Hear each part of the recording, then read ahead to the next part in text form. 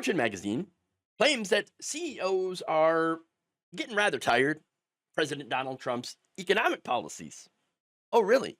Now, in a piece written by Jeffrey Sonnenfeld and Stephen Henriques of the pro business publication Fortune, uh, the writers go into how Republican CEOs are already kind of fed up with Trump 2.0. Now, they were apparently at the Yale Chief Executive Leadership Institute's CEO Forum. Very fancy. Now, apparently, they gathered top political leaders alongside Fortune 500 CEOs for a Chatham House rules discussion. Now, one of the only stipulations here is that direct quotes were strictly off the record. So, can't quote anybody. So, everybody's anonymous. And nobody, if they were asked about, hey, is this your quote? Kind of sounds like you, bro. They could have plausible deniability, but that does allow them to speak their minds. How convenient for them. And I'm going to talk about that later, but there is a lot here. They talked about a lot of things. Now, they write that senators from both sides and some Trump administration officials had to face down a near unanimous verdict from over 100 top business leaders representing some of the world's largest companies and most iconic brands that Trump's policies were just not working for him. Just ain't working. They write, business leaders at our forum worry that Trump is undermining an economic system that took decades to build and has long benefited the U.S. more than any other country under both Republican and Democratic administrations, all for short-term gains. Which short-term gains? Okay, we're not seeing any short-term gains here. Okay, we're just not. Now, they see what's happening is a hollowing out of U.S. economic foundations and institutions in this free-to-speak environment, a loaded topic these days, they write. They said that while they approve of bringing manufacturing back to the U.S. and bolstering economic and national security, they fear for America's international standing amid the degradation of national security at the FBI, CIA, and the Pentagon. Among many other things, by the way. So here's the thing. Trump's an isolationist, mainly because he doesn't care about anyone but himself, okay? He has long looked to punish China, Japan, etc., other countries, and is now doing it with tariffs. Even though tariffs are not paid for by the other countries, they're actually paid for by American citizens. This is nothing more than a tax on working people, okay? And it's not very effective. They found that 2/3 of the CEOs surveyed at their event said tariffs have been harmful to their businesses. They estimate that 80% of them have been shared equally between domestic firms and U.S. consumers, and said that businesses have attempted to limit the cost of tariffs from being passed on to consumers by rerouting their supply chains, reworking operations, instituting hiring pauses, or administering large-scale layoffs. But they have limited options left, as inventories built up before the tariffs took effect continue to be depleted. As one CEO of a major U.S. manufacturing company explained to the group, if the U.S. government wants to help protect certain industries, they need to help those industries be successful. It is not just putting a bunch of tariffs in place and assuming those industries are going to get moved to the U.S. There have to be incentives. Consumers want products to be low cost. Power tools, hand tools, clothing, sneakers. Does it really make sense to be manufacturing all that in the United States? I do not believe it does. I believe there are certain industries where it does make sense, and he doesn't offer any examples here. But it is not realistic to expect every industry in the world to be manufacturing products in the U.S. for the U.S. Now, here's the thing. It actually kind of makes a little bit of sense that if you do want to encourage production in the United States, you have to do some incentives. Why? Why do I say that makes sense? Because, look, in the U.S., you have higher labor costs. Not because American workers are inherently worth more, it's because you have a higher standard of living in this country. And so, yes, labor happens to be one of the highest expenses that a business can, incur, right? And of course, you also want, in return for those higher labor costs, for the people to turn around and then spend money in the local economy, which actually helps the local economy, raises wages for everyone else. And so that's kind of how it's supposed to work. Now, the thing is, right now, people cannot afford high quality America made products. Okay. Wages have not kept up with inflation. They have not kept up with housing, food, and energy. The costs of those have massively increased, and that is without factoring in the tariffs, adding those, to that. And working people, we're in a world of hurt. Things are not good. Things are not good at all. Okay. And we actually do have to address that. And tariffs right now, even though I do believe there is a role for tariffs for certain protectionist policy, doing it the way that Trump has been doing it, not smart. Very stupid. Okay. But now the article, getting back to that, notes that the leaders of Gap, Ford, Stanley, Black & Decker, Nike, ConAgra, Procter & Gamble, Home Depot, Best Buy, Macy's, Target, and Walmart, yes, are just but a few of the many who have outlined their similar dilemmas in recent public commentary. They have talked a lot about this, about how, hey, tariffs not a good idea. Now, again, here's the thing. I don't think all tariffs, or even the idea of tariffs, are 100% a bad thing. And I would love to see some of the manufacturing jobs come back to the United States, given that they are high-paying union jobs. Okay, that's very important. High-paying union jobs. Okay, but that's not happening right now. That's not happening at all. In fact, fewer than half of all the CEOs actually had reported having increased investment in domestic manufacturing or other infrastructure since the Liberation Day tariffs. And even fewer said they expected the results of their capital investments to be material. A lot of it's stock buybacks, honestly. Trump's policies, though, have done nothing more than raise costs on working people. And that's really it. One manufacturing CEO said that right now, the cost of tariffs still far exceeds any of the benefits provided by the Trump administration, which drew murmurs of agreement from across the room. In fact, nearly 3/4 of all executives that were surveyed said the courts were correct in ruling that all of Trump's tariffs are illegal as they have been implemented. And if the Supreme Court agrees with those business leaders, which I doubt they will, I think they'll agree with Donald Trump, but they said if they do agree, then it will create uncertainty in the markets, more uncertainty, and they said, well, that's not a good thing. Businesses love certainty, right?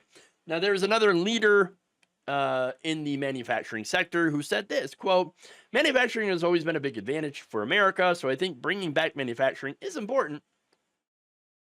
I think a lot of these CEOs would be fine with that if there were low-paying jobs, and I think that's important. Whereas, I want to bring back manufacturing, yes, but I want to do it with high-paid union labor. Okay, that's really important. With benefits and everything. Okay, but he says this administration has it right. We need a level playing field in the United States. But I'm always worried about what the government is going to do next. It seems like the tariffs have simmered down, but in reality, where manufacturers import it from is Mexico, Canada, and China. None of those trade deals is settled.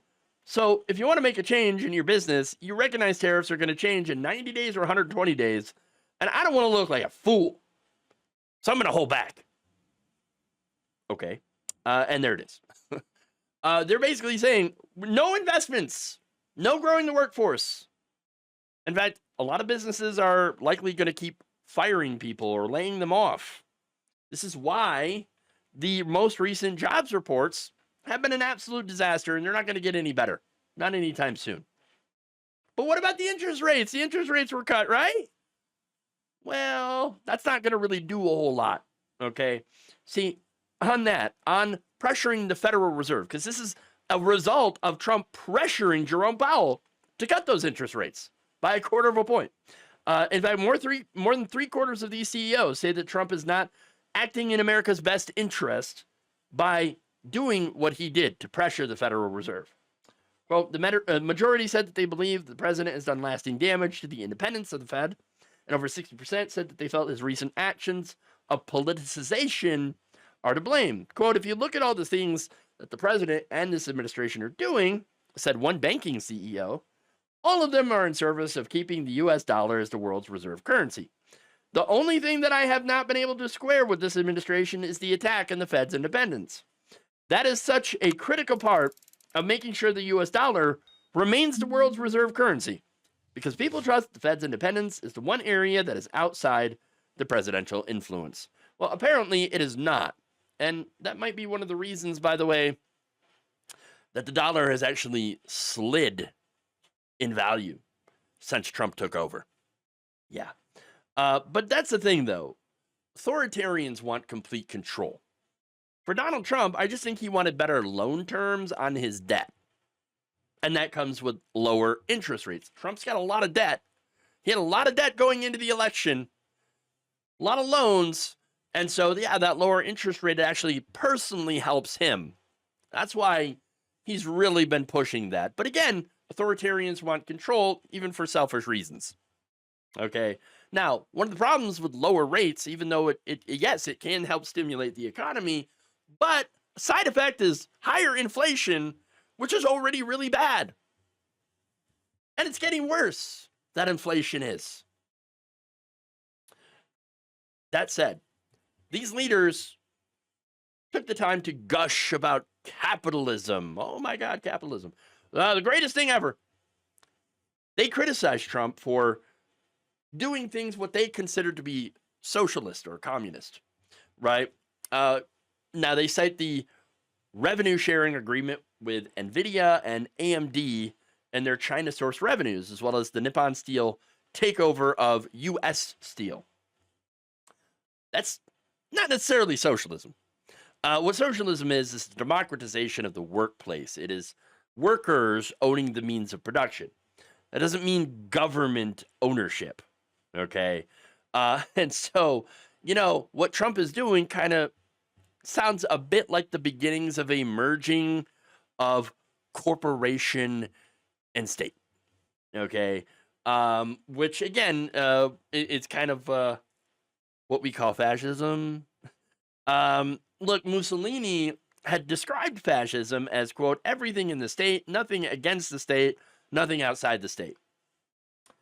Italian fascism, promoted by Mussolini, basically was a corporatist economic system whereby employer and employee syndicates would be linked together in associations to collectively represent the nation's economic producers and work alongside the state to set national economic policy.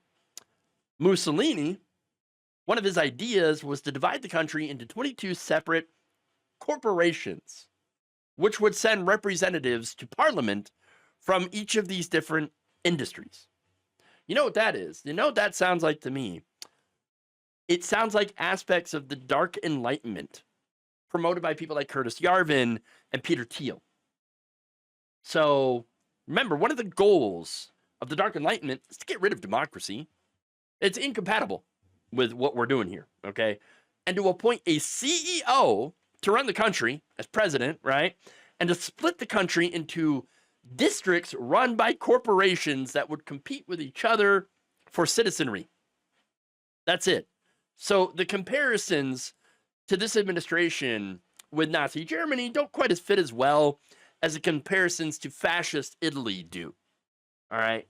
And again, they're borrowing from different authoritarian ideologies here and movements. Like they're taking some ideas from some people or groups and then ignoring others and whatever. They got a lot of things to borrow from. Okay.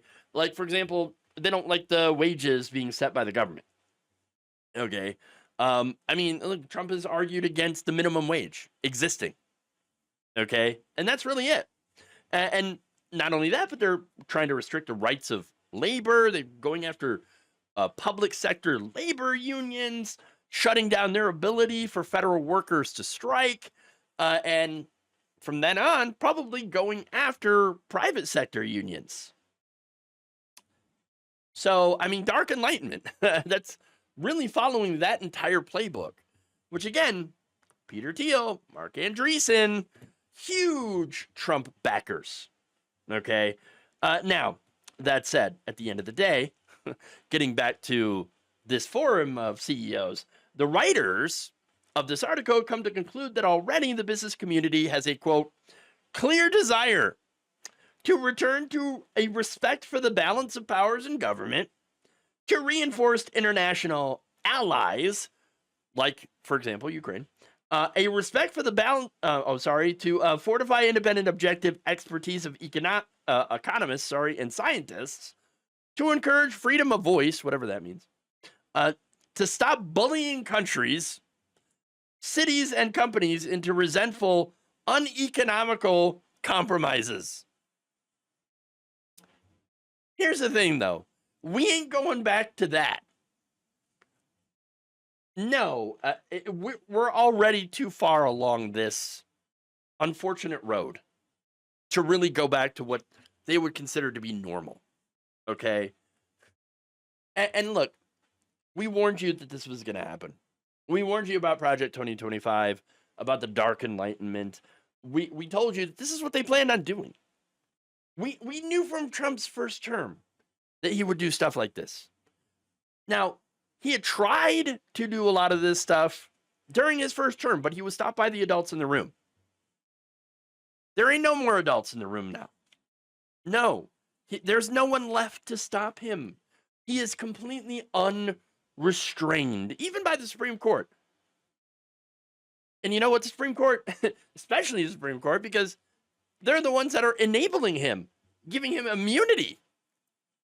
Republicans, they haven't restrained him. They're not even trying. They're going along with him.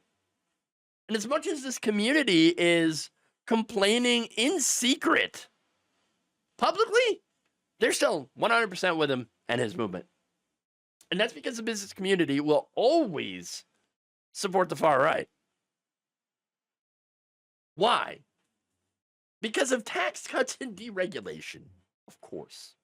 This is what they get in return for their silence and subservience. I do not believe that these companies, despite their many complaints, will do anything to support or to oppose Donald Trump. They will continue to support and fund pro-Trump Republican candidates and oppose progressive Democrats while keeping their mouths shut. Okay? And support, by the way, the business takeover of the Democratic Party. And I could say a lot about the Democratic Party's, I should say, cowardice in opposing Donald Trump, but I won't get too far into that. Okay? All this is to say, though, that while the business community knows things are bad and will likely get worse, none of them will have the courage to stand up against the Mad King. Thank you for watching. If you enjoyed this video, please like, share, subscribe, hit the bell icon in order to get notified whenever a new video is released. And if you want to support independent, progressive media through this difficult time where it seems like everybody is shutting down, you can become a member on our YouTube page, you can become a subscriber on Facebook, or you can go to my Patreon. It's patreon.com/Jeff Waldorf. Thank you.